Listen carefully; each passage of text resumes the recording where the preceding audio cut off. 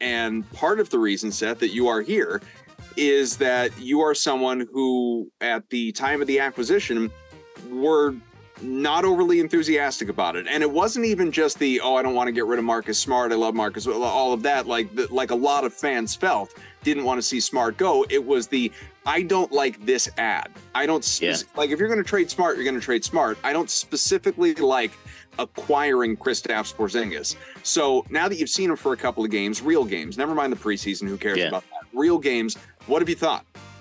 So on the positive side, this team desperately needs people who catch the ball and immediately do something with it.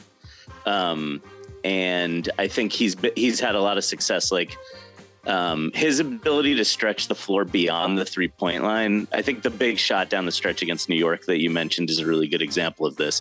He's positioned a couple feet beyond the 3-point line on that one. He catches the ball and it goes up immediately. There's no like hemming and hawing about like whether it's a good shot. He doesn't wait for the closeout. He knows his job is to like catch the ball and shoot the open shot. And while I'd like everybody on the team to be making really quick decisions around like passing and moving the ball, I think that, when in trading in getting rid of guys like Smart, Grant Williams, and even Robb to a certain degree, and adding Drew and Kristaps, you're adding you've gotten rid of 3 like what I would consider to be plus passers, and added like a decent passer for a guard, but not. I don't think Drew is like above average as a passer for a guard, and I would say Kristaps is actually kind of a negative as a passer, and so. I've been worried about the collective passing of the team, but I think I did underrate a little bit his ability. Like just this, like the stretching the floor just adds like a quick decision that can be made. They can just like chuck it out to him and he's ready to jack it up and nobody can bother his shot. So that's been really good. Celtics Beat is brought to you by FanDuel, the exclusive wagering partner of the CLNS Media Network. What's up, everyone? Welcome in. New edition of Celtics Beat. Great to have you here with us. Adam Kaufman, Evan Valenti is back, and Seth Landman's here, of course, via the group chat, but also a good friend of this program. And I wanted to have him on for this specific show for very particular reasons, but we'll get to those in just a moment. First, just a few things that I'd like to say. For one, if you missed any of the last show that I did, it feels like an eternity ago, so I apologize if you are a diehard listener of this show. And actually, I'd like to thank anyone out there that is. We always tell you a little too late in the show. Maybe you've tuned out by then, but do check out the podcast, rate, review, most importantly, subscribe, all that good stuff. Celtics Beat is available wherever you get your podcasts, be it Apple, Stitcher, Spotify, Pandora, you name it. Obviously, the CLNS Media YouTube page, if you prefer looking at us while we ramble on as opposed to just listening to us while you're out, like Evan, walking a dog and listening to your podcast and doing whatever it is that you do. But I do want to thank those of you out there. I've seen some people on social media here very recently with, I don't know why this ever circulates, but it does every so often, kind of beginning of a new season, midway through a year, right around playoffs, that type of thing. It happens a few times a year where someone will randomly tweet out, hey, what are your favorite Celtics podcasts? And fortunately, I'm honestly, I'm astounded that occasionally, we will get, added, if you will, on Twitter or X, whatever the kids call it now. People will respond and they will mention me, mention Ev, mention Celtics Beat. And I'm honestly, I'm always surprised that anyone listens to this show. So it's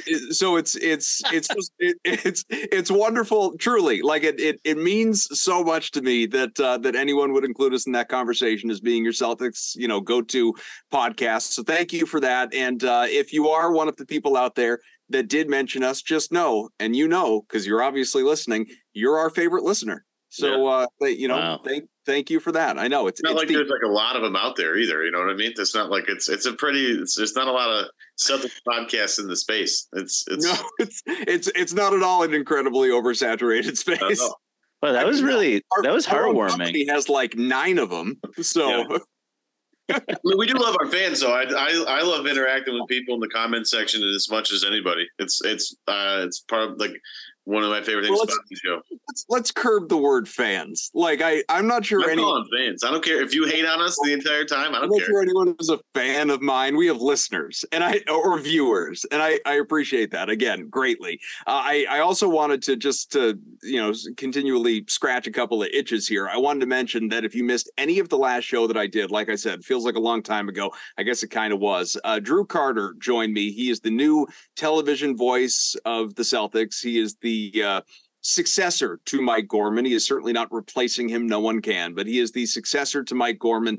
He will be doing road games this year, which means depending on when you are listening to this show, today is Sunday as we record, but if you're listening to this on your drive to work Monday morning, well, one, hi from the past, and two, he is doing tonight's game. It is the first road game of the year that is not opening night. So Drew will be on the call. Mike Gorman naturally did opening night in New York, as you would expect, but Drew will be on the call tonight. So look forward to checking him out with Scal. And obviously he did games during the preseason, but if you've not had the opportunity yet, just really enjoyed getting to know him a little bit. We talked a ton before the show, after the show, obviously during for about an hour about his road to joining the Celtics broadcast. And I mean, a 26-year-old kid living a lot of people's dream jobs. It's just a pretty incredible thing, and a really, I can say, genuinely, just a good guy. And so obviously, you'll be watching anyway, I assume, and so enjoy the broadcast. But let's get to this here, which is the Celtics are sitting at 2-0, which basically means that as of right now, Boston, Orlando, Indiana, Dallas, New Orleans, they're all equal. They're all 2-0. The only one we will omit is the Denver Nuggets, the defending champs, because with their win earlier tonight, an absolute throttling, I should mention, over Oklahoma City, handing on the road. Yeah, handing OKC their first loss of the year, or its first loss. Now 3-0, the Denver Nuggets, and that just continues to be an absolute monster. And I know Seth here, that's his Western Conference team. He's almost as big probably a Nuggets fan as he is a Celtics fan. So we can talk about both those teams a little bit here. But guys, I want to, just to start us off here, and we'll save like the thesis for a little bit later. This is just sort of the Cliff notes to Cliff's notes, right? There's an S there. Cliff's notes, I think. Cliff's notes. Cliff notes. Isn't it Cliff's notes? No S there, buddy. I think there is. Google it. I'm not kidding. I'm not saying it like belongs to some dude, Cliff. I think the term is Cliff's Notes. Seriously. It's not like Ruth's Steakhouse, but I think it's Cliff's Notes. Is it not? Let's look it up. Somebody look it up while I'm rambling Cliff's, on. It is Cliff's Notes. There's an S. Thank you. Thank you very much. I'm actually shocked by this. I thought I was wrong as I was saying it. See, well, now we really crushed this one. Yeah, we're educating our listeners at the same time. So don't go sounding like an a-hole saying Cliff Notes when you're talking to people, because, well, one, they'll think you're right, but two, you'll be wrong. All right, where I was going with this, for Christ's sake, is that my main takeaway from these two games, and I want each of yours as well, and then we'll dive deeper. But my main takeaway so far, the thing that I am most happy with, we can get to what's upset us or whatever too, but to start on a high note, because they're 2-0, the thing that pleases me most is that this team, while a new collection of people, obviously a new core outside of the Jays largely, they have still really battled through some early adversity here and not crumbled. Not only not crumbled, but found a way, while blowing leads, big leads, coming back from deficits late in games and closing strong. And that obviously, Seth, is the mark of a championship team. Doesn't mean Boston's going to win this year. Hopefully that does happen. But that is a characteristic that you look for. And the fact that that is happening already with a team that just got together, and it's happened in both games. Neither one was a blowout. It happened in both games.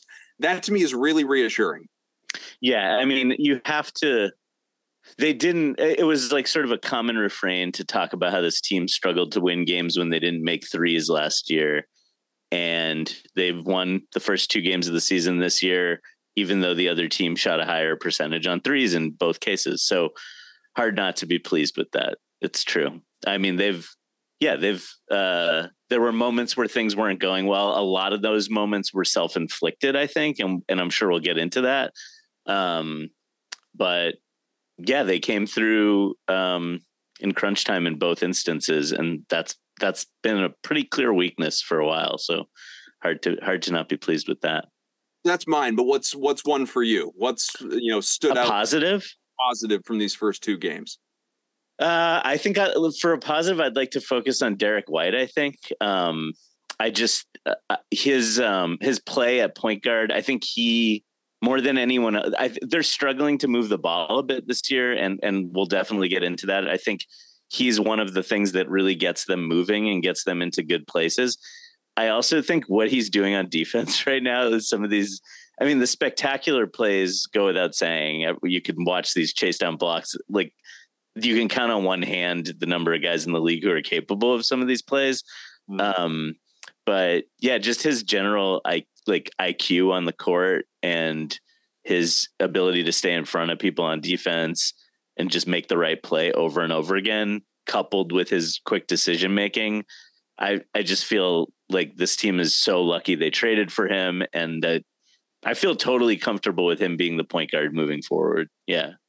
I feel like I should just offer to get it out of the way, the mea culpa, and I will credit Seth, and part of the reason that you're here so early in the season as well. I said on this show a number of times that I did not believe that after the acquisition of Jrue Holiday that Derek White was going to be starting. Didn't mean he was never going to start, but I figured he would come off the bench more than not, and that Al was going to be part of the starting five. I never even considered Jrue Holiday coming off the bench being the sixth man. Could happen at some point, but it was always to me either Al or Derek, and I just thought they would be inclined to go bigger, and it was going to be Derek White coming off the bench.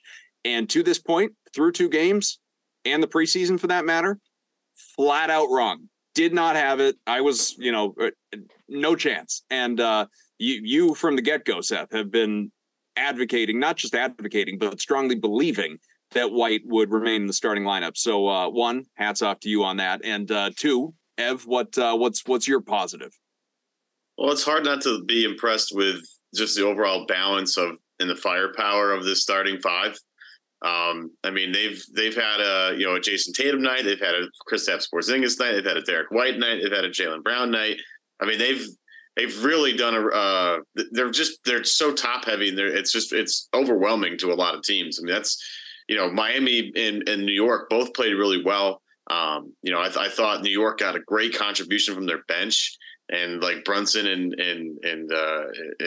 Julius Randle were awful in that game, and Boston needed every bit of the 30 that Kristaps gave him, the 34 that Tatum gave him, and then you can move on. And now it's Derek White and Jaylen Brown. It's like, geez, this is just a wealth of offensive talent, and you look at, and it's going to be one of these things, I think, all season long. And again, one of the big reasons why we have Seth on the show is because he can speak, I think, just to how awesome Denver is. Not too many teams can throw out a lineup like that. And I think Boston clearly has Denver on the brain a little bit in terms of we need to match their firepower.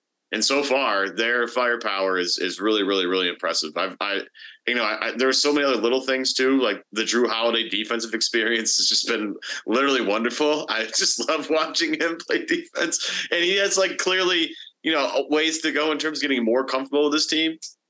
But the amount of bodies on this team, and their bench hasn't played well yet. Like they just haven't had a terrific shooting night from 3-point range yet. They haven't had a lot of bench contributors yet to their scoring output. But dang, this team can really, really play offense with pretty much every team in the league, and it's going to be okay. Let's build off Porzingis as kind of a jumping off point with that, because he is, again, 2-game sample size, but he had, statistically speaking, at least in the points category, he had the best debut of anyone in Celtics history. No one had ever scored 30 points in his first game as a member of the Celtics. And as Ev said, C's needed every last one of them, including that huge 3-pointer, obviously, in the final moments of that game to really cement the win. Through these 2 games, he's played 34 minutes per. He's averaging about 24 points, 8.5 rebounds. He's getting a couple steals, blocking about 3 shots, as significant as anything, obviously, outside of protecting the rim and playing very solid defense and the fluidity of the offense that can move around him and what he can do in terms of spacing and all of that. He's shooting about 52% from the field, 47% from 3, 86% from the free throw line. I know we're talking about 2 games, but obviously the lines that I have read off, very, very strong to start. And part of the reason, Seth, that you are here is that you are someone who, at the time of the acquisition, were not overly enthusiastic about it. And it wasn't even just the, I don't want to get rid of Marcus Smart, I love Marcus, all of that, like a lot of fans felt, didn't want to see Smart go. It was the, I don't like this ad. I don't like, if you're going to trade Smart, you're going to trade Smart. I don't specifically like acquiring Kristaps Porzingis. So now that you've seen him for a couple of games, real games, never mind the preseason, who cares about that? Real games, what have you thought? So on the positive side, this team desperately needs people who catch the ball and immediately do something with it. And I think he's had a lot of success. Like, his ability to stretch the floor beyond the 3-point line. I think the big shot down the stretch against New York that you mentioned is a really good example of this. He's positioned a couple feet beyond the 3-point line on that one. He catches the ball and it goes up immediately. There's no like hemming and hawing about like whether it's a good shot. He doesn't wait for the closeout. He knows his job is to like catch the ball and shoot the open shot. And while I'd like everybody on the team to be making really quick decisions around like passing and moving the ball, I think that, when in trading in getting rid of guys like Smart, Grant Williams, and even Robb to a certain degree, and adding Drew and Kristaps, you're adding you've gotten rid of 3, like what I would consider to be plus passers, and added like a decent passer for a guard, but I don't think Drew is like above average as a passer for a guard. And I would say Kristaps is actually kind of a negative as a passer. And so I've been worried about the collective passing of the team, but I think I did underrate a little bit his ability. Like just this, like the stretching the floor just adds like a quick decision that can be made. They can just like chuck it out to him and he's ready to jack it up and nobody can bother his shot. So that's been really good. The other thing that's sort of, I thought that if he was healthy, he would do a good job protecting the rim. I think we've seen that as in his career. I think when he struggled in that role in Dallas, he was often hurt. So I think he's really good protecting the rim. It has been interesting in the early going this year how the game that he had against Bam Adebayo, where Bam kind of was able to do whatever he wanted on offense against Porzingis, and they really kind of won the game down the stretch with Horford coming in for Porzingis. I thought that sort of began to expose some of the weakness. Like while he's a great rim protector, he brings weaknesses that this team has traditionally avoided. The Celtics have really tried to avoid having any of those weaknesses. So they're having some problems with defensive rebounding now. They're having some problem. They're still not forcing turnovers. Some of those things I think are things we'll need to keep an eye on as the season goes on, as they learn how to play defense around this different type of player. It's safe to say you've enjoyed the KP experience though? Oh yeah. I mean, the offensive spacing you get with a guy that can really knock down threes at that kind of clip from that kind of range is just going to be hilarious to watch.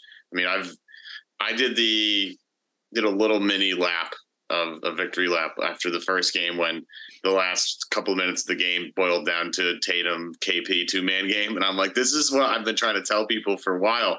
Like, I think Porzingis is brought in to be a little bit more helpful in the crunch time offense at the end of games. Like instead of it being Jalen and Jason, the KP adds a way different wrinkle to this. And I think Jalen, if you go back to that game-winning shot, basically that Kristaps hit, like he's wide open in the corner. He's one pass away if we need to go that far. But at the same time, like Porzingis is 7'4", and he's probably going to shoot over a guy that's much smaller than him if he's going to try and attack that closeout. And he's a good enough shooter to where like that's just a really devastating play. And so how they play off of that as the season progresses is going to be interesting to me. And I think it's just going to be devastating for a lot of teams to handle. Now, Miami is uniquely equipped maybe to handle something like that with the way Bam can guard in space. But not too many teams are going to be able to handle that particular pick and roll or pick and pop option. So the KP experience, the blocks, the defense interior, like that's been a big plus to me. I didn't expect them to be that dominant. And to make their defense look way different. Like the Celtics lead the league in blocks per game with 8.5, which is pretty outrageous. Considering, like, I know it's 2 games, but still, it's without Robb Williams. Yeah, without Robb, they're allowing like the least amount of points per game inside the paint so far this year. Like that's, and then they have, never mind that, they have 2 unbelievable defensive guards, and Tatum's a plus defender in my opinion. So they really have like just a really interesting core of guys defensively. If Kristaps is going to hold up inside the way he has in that one game against the Knicks, like that's going to be really, really interesting, because maybe I sold this team short defensively is all I'll say. Like we laud Derek White and Drew Holiday for a very good reason. But if Kristaps is going to hold up inside like that, that's a whole different wrinkle that this team defensively hasn't had, just because Robb has never really been healthy. And we only saw Robb unlocked that year as like a rover. This is a little bit different than that. So I'm really curious to see how that progresses. Guys, I keep saying this. I feel like I have to keep saying it, which is it's a 2-game sample size. You know, that cannot be obviously understated. You know, or it's a very important footnote to the successes the team has had. So again, totally. The fact that it's a 2-game sample size, I want you to remove the results, meaning the win-loss. Like, forget their 2-0 and just look at the games and how they've been played, the, you know, ruts that they have experienced kind of in those third, early fourth quarters, and obviously finishing these games out strong as they have with, you know, I think so long as they're healthy and they get another clean sheet for this Monday game in Washington, it's, you know, as long as obviously this team can remain unscathed and generally unaffected, not load managing, they're as good 1 through 6 as anybody else in the league. A little bit of depth issues after that, and we can talk about that, but 1 through 6, they're as good as anybody. That being said, have you felt in watching, beyond your own personal biases, have you felt in watching that they have missed Marcus Smart at all? I really have, actually. So I'll point to I think the main thing I would point to with this team is that what has ailed them in big playoff games for the past 2 seasons is half-court offense. And despite everything Evan said that's totally true about the Tatum Porzingis 2-man game, this team gets bogged down in the mud. They just like, what happens when you decrease your overall level of collective passing is that guys stand around wondering what to do with the ball and try to attack. You know, early in the Miami game, Jalen tried to attack Bam Adebayo off the dribble a few times, and it really kept not going well. And it was later in the game when they started getting the ball moving side to side more. You see what happens when Jalen attacks when there's any advantage already. It's over. He gets a bucket. But when he tries to attack one-on-one against a great defender, or even worse, tries to drive into the teeth of the defense, it isn't the same way. He won't have the same success rate. And so I'm obsessed with this passing thing. And so tonight before I came on, I decided to look up, like, I was like, am I right about this? How many passes are they throwing? Like, just, and they're last in the league in passes per game, and 45 passes per game down from last season. And so I do think there's, these are regular season games. They're pulling out wins. Obviously, like, when this team is healthy, as you just said, Adam, the talent level is so high that it might not matter, but they're not going to, they really are not going to win in the playoffs the way they're playing offense right now. And so the question is, can they capture like what they found like more in the second half against Miami offensively, and can they get the ball moving? And so when I think about them missing Marcus Smart, I just think kind of like Derek White, he was another guy. I know people complained about the shooting and stuff, but he was a really good passer. And when nothing was going on, he'd like go down in the post and try to post up and get something that way. Or he'd just shoot the open shot that was there and not like not like be like wondering about it. And so I think that stuff really matters, just quick decisions. And I think it's a weakness for this team right now. Can I push back on that though? Because I feel like, sure. What are the things that people talked about in terms of like, what are they going to miss Marcus Smart the most for? Well, his leadership in the locker room, his heart on the team, and, passing has been, I think, the only thing I would say in terms of what did they miss about Marcus Smart is that. I don't think this team has had any problem getting any passion from anywhere. It seems like to me, Derek White was fired up the other night.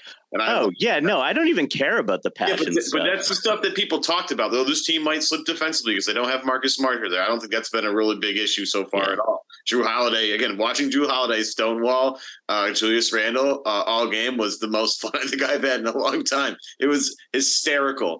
They don't, his leadership. Yeah, Marcus was a great leader. I'm not saying he wasn't, but it seems like to me that Jalen and Jason have stepped up a little bit in terms of, communicating internally. And this team seems to be really focused right now. So I don't think that's been a problem. Like totally the intangible things about Marcus Smart that you thought you would miss, I don't think they miss the passing stuff.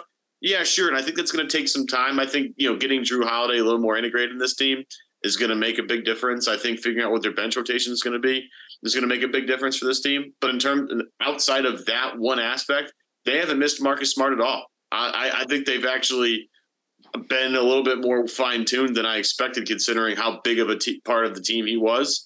And I think they've carried on pretty well with him on a different team.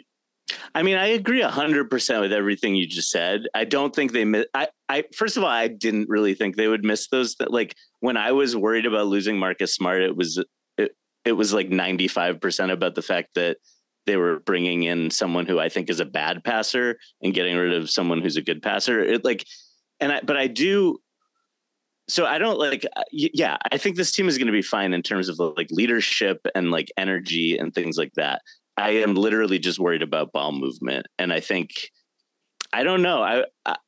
It's like the one piece with this team where I'm not just like, defensive rebounding. I think they're going to figure out as the season goes along, like the stuff with like learning how to play this a more drop style and being in rotation more and figuring out how to rebound around that. That stuff's going to be fine as the season goes on. But the ball movement thing with this team, it's just, I feel like I've been complaining about this for years now, specifically in tight games. That's like when it happens in tight games against good teams, this team tends to slow down. I'm really encouraged by what I saw down the stretch against Miami. I think they found some stuff they needed to find. I do wonder what happens if Porzingis doesn't foul out and they don't go to Horford down the stretch. I think there's some matchups where Porzingis is a little vulnerable, but yeah, what you said about Marcus, I totally agree. Like I value all that stuff, the intangibles, but I don't think those are the things they'll miss about him at all. Well, obviously the personnel is not going to change, barring something weird happening mid-season. But this is your core, and I don't think anybody's complaining about that. I bring that up just to say, in terms of correcting the things you would like to see corrected, how does it change? How does it evolve, you think? This is an ongoing question for years with the Jays, I think, and I've said this on the podcast before, and so I don't fully blame them for it even. I think when you're a great player in the NBA and it's a tight game against a good team, especially when the stakes are high in the playoffs, your instinct is to try to fix it, right? Like what they want to do is take control because that's how they've had success in the past. And they want to make plays happen and for their teammates. Like, I don't think they're selfish players. I don't think any of that. I just think it's their instinct to try to fix it themselves. And I think in basketball, I think if you're going to take a lesson from the Nuggets winning the championship, it's that your best, like when Jokic has a problem, when things are difficult on offense for the Nuggets, he immediately looks for a teammate. How can I get into a 2-man game with a teammate? How can I how do I go screen for this guy so that he gets an open look? Like, what can I do to just make something easy happen and like loosen up the court? And that's what moving the ball does. And I think the Celtics instinct is to like kind of get tight and like figure out how they can make it happen on their own. The second they get away from that, they will have this team the offense will flow like it was flowing in the preseason or like it was flowing at the first couple months of last season. They have it in them. It'll happen when it happens. I don't know. I think this team is going to take some time to get to know each other. And I think the fact that they're 2-0 already is incredible, especially against 2 playoff teams. They're playing. These are great wins. I don't know. I mean, I'm just still seeing the offense get bogged down in the same old ways. They're so talented that they're going to beat a ton of teams anyway. But I guess like with this team, I think you both would agree that the fish this team has to fry comes like later. It's in the playoffs. Like these regular season, they're going to win like 50 something games and be a high seed. We already know where this is going. And so I'm just like looking for like, what are Missoula talked a lot before the season started about this team like needing a curveball kind of isolation basketball that's not the curveball. Yeah. So and we talked about a pre-show, Seth. Their isolation numbers. Kaufman, they have the most unassisted 2-point makes in the league at 70% of their 2-point makes are unassisted. It's a staggering number. Like that's not great. No, it's not just two. So last year I looked this up. Last year they were 5th in the league, 70.3 points per game off assists. Right now, again, Kaufman, I know 2 games, small sample size. 28th in the league, 51 points off assists. So it's almost 20 fewer points per game off assists. The Bucks are below them, aren't they? Yeah, but the Bucks want to play. Like the Bucks have Dame Lillard. They like want to play ISO ball, right? Like I'm just pointing it out. The Bucks are worse than they are, and I think like the Hornets are dead last, maybe. Yeah. No, I mean, and OKC is going to be like low on that list too, even though they've been like they lost to Denver today, but they've been relatively successful offensively. But I would argue that Shai Gilgeous-Alexander is a better purely isolation scorer than anyone the Celtics have. So I don't know. I just think that when the Celtics offense sings, it's because the ball is moving. And so that's going to be the thing I'm just always looking for with this team. And I love that they can grind out wins with defense and and actually they're probably going to be a much more efficient as the season goes on isolation scoring team than they were last year. Even like, I do think Holiday's better at that than Marcus. Like they've made upgrades in that area, but the ball's got to move. Let me tell you guys something I care about. If I'm not mistaken, I'd have to double check the numbers. This team is 1-0-1 against the spread, Ev. Let's thank our fine sports book folks for making this show possible. Yeah, we'll take a quick break. Today's show is powered by FanDuel. Snap into the action this NFL season and NBA season with FanDuel, America's #1 sports book. Right now, new customers get $200 in bonus bets guaranteed when you place a $5 bet. That's $200 in bonus bets, win or lose. And if you've been thinking about joining FanDuel, there's no better time. You get on the action. It's app's super easy to use, wide range of betting options, spreads, player props, over-unders, and more. We talked about this, boys, early on in the season, and they haven't moved. There's been a new front runner, I think, added to the group. But, I think it's important that we have Seth on this particular podcast to just, again, Nikola Jokic is plus 430 to win MVP. It's sitting right there for everybody. He's just the best player in the league, and he should have won it 3 years in a row. Should probably win it again. He's amazing. I'm going to keep hammering that pretty much every show because until it gets down to like the 200 level, plus 430 for that is incredible. Just jump on the opportunity while it's good right now. That's all I'm going to tell you. But it's so far, a lot of these cross sport ones that I like to do where you bet like the money line of a NBA game, money line of an NFL game, try to double dip, so to speak. I've been enjoying that. If people want to partake with me on that, so visit FanDuel.com/Boston and kick off the NFL season and tip off the NBA season. FanDuel, the official partner of the NFL. So, Ev, you were just talking obviously about Jokic and MVP potential, and of course, if he's healthy, he should always just perennially be in that conversation. also another thing, going back to, whether or not it was a concern with Smart leaving, passion, and all of that stuff. So one thing that I've really enjoyed these first couple of games, and it's not new, we've seen it plenty. I just wonder if we will get to see it consistently throughout this year, this entire season. First couple games so far, we have seen a very passionate, aggressive MVP campaign incoming kind of year or start from Jason Tatum. He has just been a man on a mission. Now, how much of that is individual accolades versus knowing fully, not like he didn't know it before, but this is his team. He's the guy. He's all NBA. People have him in the MVP conversation. Some people have him as the, their choice to win. He's not obviously the odds-on pick to win, but their choice to win.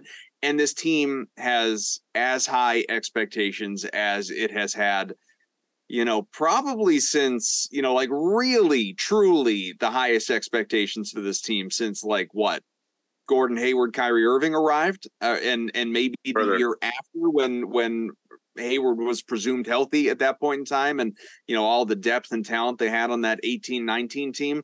But certainly of Tatum being the guy and Brown being the $300 million man, these guys at this point in time, this we always talk about star players in the NBA and what their peak years look like. Now that these guys are basically entering those peak years, and there's no questioning what they've been through, what they've accomplished in this league, and what they still have in front of them, I feel like we're seeing a little something different in attitude, in just general demeanor on the floor from Tatum in particular, Seth, that I am, it takes my breath away. I'm loving every second of it. My favorite little manifestation of this with him is that, because I do think they've struggled a little bit with defensive rebounding for the first two games, but it's not and a lot of that is, Porzingis is protecting the rim. He goes for a block. You gotta, it's like they got to build some habits of crashing the glass, like when the rim protector is out of the paint like that. But Tatum has had a bunch of big rebounds where he's come back in to crash. And I think he's kind of the one on the team that takes that job the most seriously.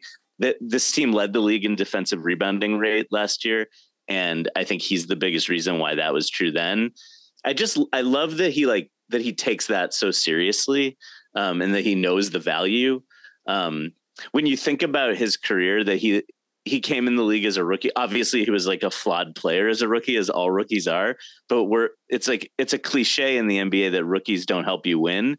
But that wasn't true of him. He came in the league as a guy who made small, subtle things happen on the basketball court that helped teams win. And I think he gets underrated a little bit sometimes as a superstar because you can point to other guys who are better isolation scorers, or other guys who are better step back three shooters, or other guys who his game is made up of all these subtleties and a total lack of weaknesses. That I think, I just love to see him doing the little stuff that wins games. When your superstar is doing that stuff, coming back to crash the defensive glass, whatever it is. That's really exciting stuff for a team trying to win the title. The thing I think is interesting is the fact that before they got Drew Holiday, I thought Tatum would lead the team in assists. And I should have been a little bit different. Tatum's going to lead this team in rebounding, I think. And that's, like as Seth said, that's a really important stat for a superstar. It's a really important stat for a guy on the wing, too, to lead this team in rebounding. It's clearly something he really cares about. Every defensive possession is finished with a defensive rebound. I think he takes that really seriously. And I think given the ability of some of the other guys too, I think they have the potential to be a really good rebounding team as we continue on here. But he's going to be a big reason why they are, is because he cares. He cares a lot about that. And Porzingis, I think, Seth, you were a little worried about his rebounding numbers coming into the season. If I was going to be so honest about it, but I think Jalen and Jason can help make up for that again with this some of the scheming, the ways they can scheme around that. But Tatum. An absolute to your point, if they're going to want Porzingis, your center can't do everything. If you want your center to be trying to block shots at the rim, right, you're going to have wings come crash. Porzingis has been fine with the rebounding. I think the team's getting used to learning how to play in rotation because the thing with Porzingis is that it means you have to play this like different style of defense. They can't switch the same way, which means they're in rotation a little more. But yeah, I just think, it's not just Tatum getting the rebounds. It's that it's having your best player make that kind of like selfless play that bleeds into everybody. I think it's a little bit related. Did it feel to you guys like O'Shea Brissett got? I love what he did in the Miami game, but it felt like he was getting almost too much credit for the energy he brought. I think it's important that Tatum acknowledged it though. Like it's great, but I did find myself being like, man, Tatum he does this stuff all the time, and people act like he's a bum. Like, I don't know. Like I feel like there isn't. The narrative around Tatum isn't that he's like a hard playing guy.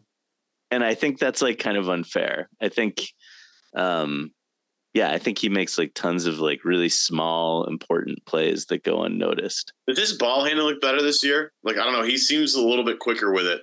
That Knicks game in particular, I keep going back and thinking about how he would get to the rim kind of at will against the Knicks when he wanted to. There was that one on the left side. I think he had Quentin Grimes on him, and he does that like spin away from Quentin Grimes and then comes back to the right hand against Robinson and just like laid it up and under on the other side. Robinson fouled him for the and one. I was like, oh my goodness. Like, woo! It got me heated, got me excited. He had a couple of moves in that game where I'm like, man, he just looks a little quicker, a little more decisive, trying to get to the basket. Like, it just seems like he's processing faster, and that's going to be a huge part of his maturity, is just processing the game at a slightly quicker speed.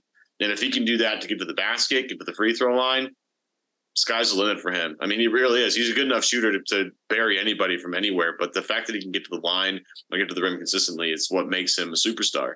And if he can rack up fouls and not turn, problem is he has, some turnovers in there that aren't terrific, but you're going to have to balance that a little bit more. But I think he's been, the shooting the other night against Miami wasn't tremendous, but I'm still just thrilled with a little bit more low post action. Again, getting to the rim a little bit more. Like, that stuff's been very, very encouraging to me. A couple other things I want to get to, guys, before we, get out of here. Don't keep people forever, but both fall under that ongoing 2 games theme. One, Jaylen Brown, who we have not talked a lot about. So, in the spirit of being sponsored by a sports book here, Ev, to me, the surest bet coming out of game 1 was when I saw Jaylen Brown's over-under for points at 19.5. That was an auto smash on the over. There was no question in my mind Jaylen Brown was going for 20 plus in that second game of the year. I'm not saying I foresaw 30 or whatever it was, but over 20. Absolutely. He had a rough game 1. He was going to bounce back offensively. They were going to make it a point to make sure he bounced back offensively, if for no other reason than, I don't know, early season confidence. But I saw some people, and I think this is overstating it, I saw some people, just social media or even talking heads, saying coming out of game 1, it was, man, like Jaylen Brown, he looks like a guy who doesn't really know what his role on this team is. He doesn't really know what his fit is with this newly formed group with Drew Holiday and Kristaps Porzingis. And to Evan's point, end of the game, the 2-man show with Porzingis and Tatum, not Brown being a part of that. What have you thought of what we've seen from Brown just, again, through 2 games? Yeah, I mean, I think he did get lost a little bit offensively in game 1. And I also think it affected his defense in that game. I think he was a little, he's made strides in the last couple of years at being more and more like making better decisions off the ball as a defender. I thought there was some like backsliding in that area in the Knicks game.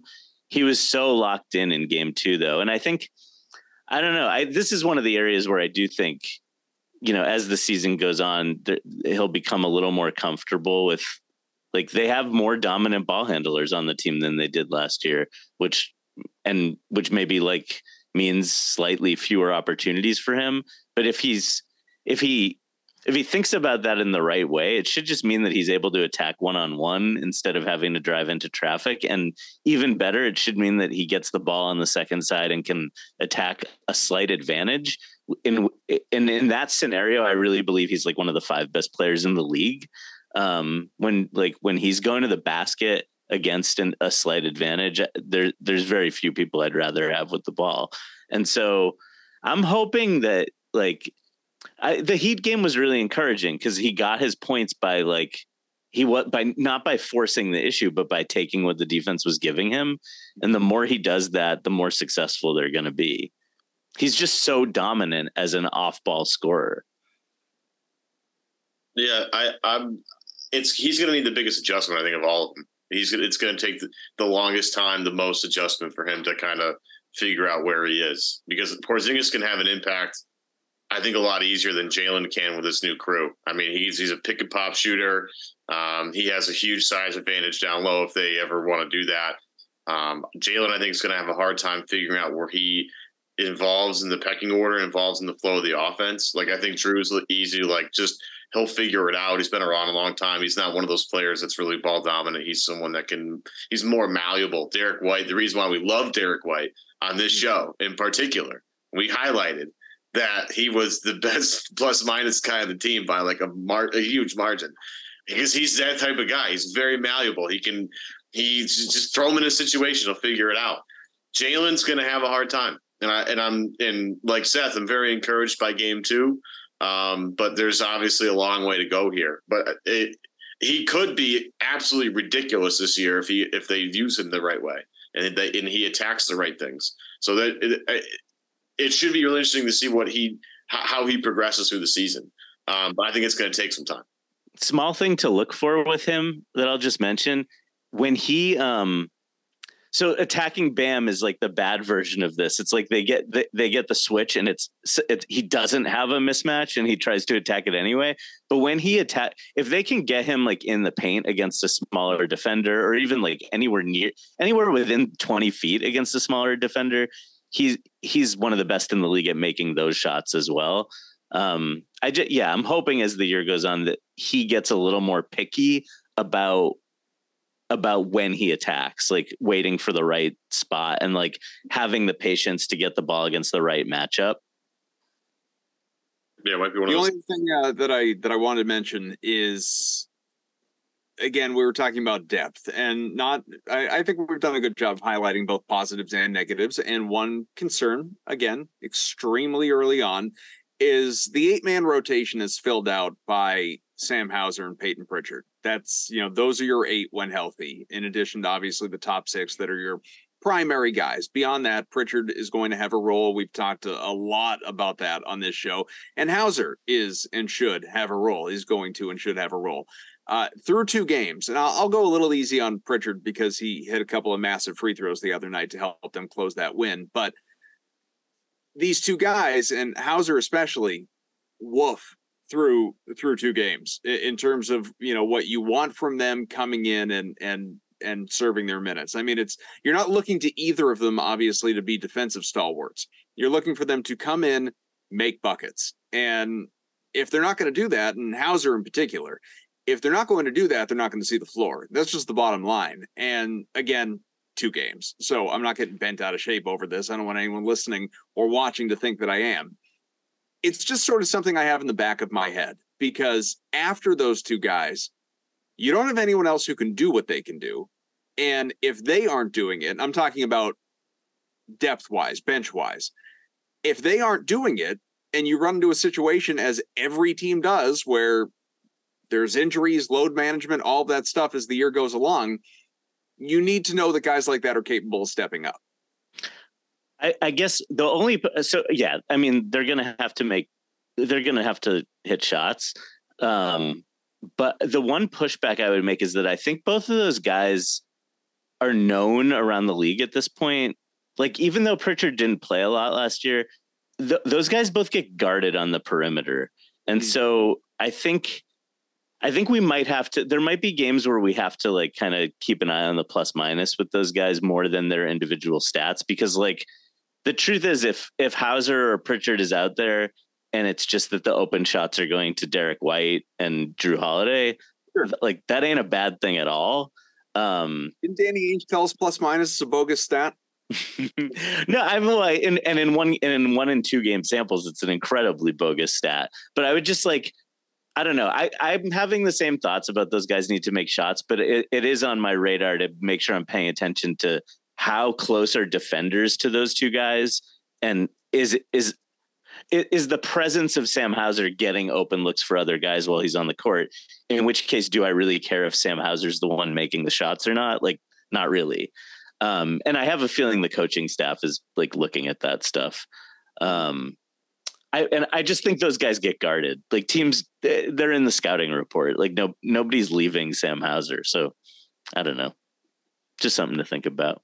Sure. Yeah, you shoot over 40% from three in a season. I think people are taking record. They're paying attention. Yeah. I am curious to see, because this is the one thing that I've, if I have not concerns, it's just I want to see how this bench shakes out. Brissett comes in the other night and gives him some good energy. I haven't seen Keita really at all yet. I'm kind of pro Keita. I'm a very big pro Keita guy. I'm kind of hoping he gets an opportunity to showcase a little bit in the regular season. We haven't seen too much of Svi. I haven't seen any of Lamar Stevens. I thought it was pretty interesting that Hauser is pretty much locked in top 8.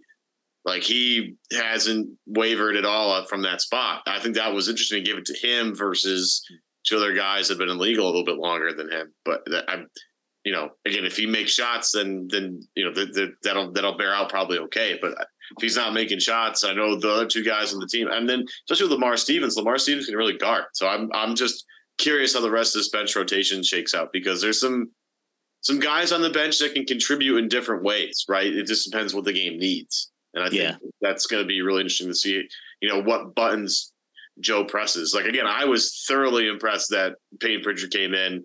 I thought it was a weird sub, but Pritchard came in at the end of that Knicks game and hit 2 ginormous free throws cold off the bench like that. That was a really interesting substitution, him for Porzingis, a guy that shoots free throws well and is a huge target. They should just throw him the basketball. I know Pritchard was wide open when he caught it. Like, that worked out, but I usually would want the 7'4" guy out there I could just throw it up to, just in case things didn't go right. Do you think they maybe don't? Is it possible they don't trust Porzingis' decision making in those moments? Just hold on to the ball, dude. You were 9. Just food for thought. Just food for thought. Just hold the ball. He's not sold yet, folks. It was funny though. If you watch, because they took the 2 timeouts in a row, so they came back from commercial break. So let's go advance the ball. And on the side of the court, like you can see Pritchard's like just kind of jacked up and like jumping up and down. I'm like, why is I love Pritchard's energy. Like he's just really, really jacked up for the end of this game. And, he's just really giving his team a ton of support. I didn't know at the time he just had to go out there and be part of the 5 guys that were out there. I was like, oh, look at how great of a teammate Peyton Pritchard's being. He's like just trying to rally the troops for the last couple seconds. Well, we got 2 more games before our next show. Those are, again, depending on when you're listening. But if you're listening on Monday, tonight against Washington. So the C's back at it, 7 o'clock. And then at home against Indiana, a 7:30 game on Wednesday. But 4 out of the next 5 are on the road. So this is a nice early season test for this team, obviously. Washington, Indiana, Brooklyn, Minnesota, Philadelphia. Philly maybe has James Harden in the lineup by that point. We'll see. But as far I'm more afraid of the Pacers than I am of the Sixers. I'll tell you that right now. Amen. Considering Pacers are awesome. Real quick before we do sign off, considering it's 4 out of 5 on the road, and obviously the opponents I just mentioned, what are you happy with 3 and 2? No. Okay. Depends. I mean, listen, this team is going to be favored against everyone except the Nuggets. In basic, the wear and tear, travel, like there are trap games. I'm just acknowledging they're probably not going to win them all. It'd be great if they do, but 4-1. All right. 3 and 2 is is fine. 4 and 1, I'm happy. Yeah, it depends on you're content with 3 and 2. I can accept 3 and 2. 2 and 3, I'm like losing sleep and stuff. Yeah. If you had to predict it, who's the loss? It's not Washington. Oh, Indiana. Well, I don't even know the rest of the games, and it's Indiana. Yeah, it's Washington, Indiana, Brooklyn, Minnesota, Philly. Yeah, Indiana. Tyrese Halliburton is the man. Yes, God, exactly. That guy's going to be tough, but I don't know. We'll see. I just think it's great that the Celtics have guys that play games, and some teams are already resting guys. I think it's awesome. Wasn't it like? I think it's great. Jimmy Butler sat out for rest for the home opener. Can we just let's not tempt fate too much? We're rooting for a team that has Kristaps Porzingis on it now. Let's just be polite and happy about what's going on. Yo, I mean, look at Phoenix though. Beal hasn't played a game. Devin Booker's sitting out games. Booker was nuclear in game 1 and hasn't played since. It's man, it's brutal. It sucks. But I thought the league said load management doesn't exist. I thought. Is it possible? Birds. And I don't really say this with any hyperbole. Is it possible in the early goings of this year the league has a bigger problem than it's ever had? This is nuts. Yeah. This has been the worst ever start for that kind of stuff. They spent all this time and put in all these new rules and guidelines and manuscripts sent out to teams and putting in the in-game tournament later in the year, all these incentives and everything to solve this load management problem. And again, we're a week in, but it's worse. What they always said? What they always said about the draft, anytime someone came up with a fix for the lottery to prevent tanking. Yeah. The criticism was Aaron's wheel. Well, the criticism was all this does is move the people like the wheel because this wasn't true. But the criticism always was it just moves the inflection point to a different place. For example, now you have teams maybe not tanking to get into 9th place, but tanking to get into 11th place or something, whatever it is. Is it possible? I mean, I think to your point, if you can't rest guys in certain national TV games and you can't rest guys in the in-season tournament games and there's probably further penalties coming down the road and then maybe after the All-Star game there's more guys you're not allowed to rest, is that why we're seeing so many early season load management games? Yeah. I just love too that the league is making these teams come up with reasons, right?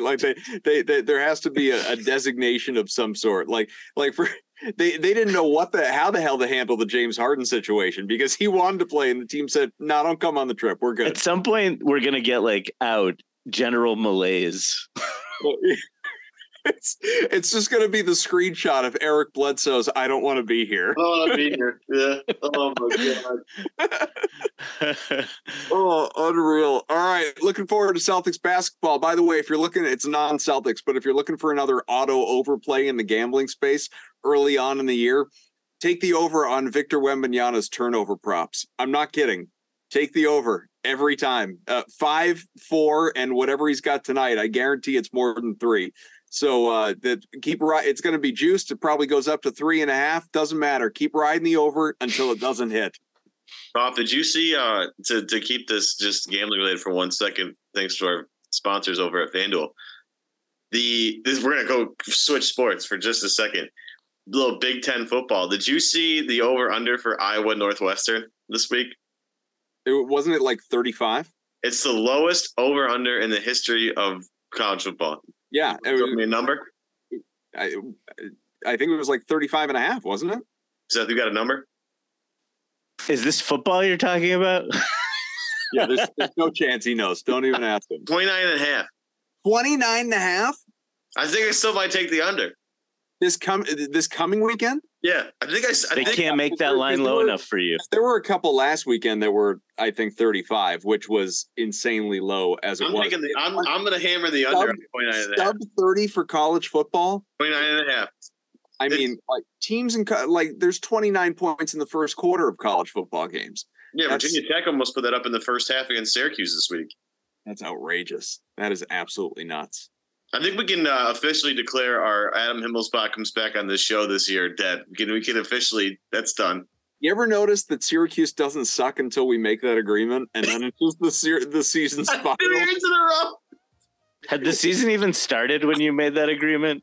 Yeah, they were What were they? 4-1. They were 7-0. They were 6-0. Okay, all right. I'm sorry. Last year they were 6-0. We made the agreement. They managed to miss the bowl, I think, and then this year 4-1, and they've been getting shellacked. Oh my god! Like they're not even in games. They're not even showing up. It's unbelievable. But we're the bad luck guys. Got my hat. Hey, as long as the Celtics are perfect, stay perfect. That's right. Bruins should be perfect too. I'm not pissed away a game the other day, but that's okay. That's you literally can't win them all, and they'll just Celtics are going to keep trying until they can't. Obviously, for Evan Valenti, for Seth Landman, I'm Adam Kaufman. Thank you so much for listening. Rate, review, subscribe to this podcast, and remember, if you said that we are your favorite, just know you are ours as well. We'll talk to you again next week.